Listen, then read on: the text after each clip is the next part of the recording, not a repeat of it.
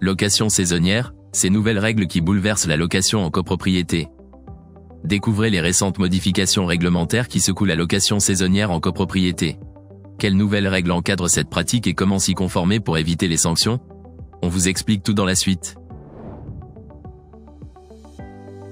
La location de meublés touristiques en copropriété fait l'objet de nouvelles réglementations pour protéger les résidents permanents et promouvoir une cohabitation harmonieuse.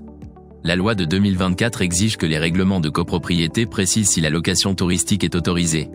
Pour interdire cette pratique, 2 conditions doivent être remplies, une clause d'habitation bourgeoise et un vote à la majorité qualifiée. Les résidences principales sont soumises à une limite de 90 jours de location par an pour soulager la pression sur le marché locatif.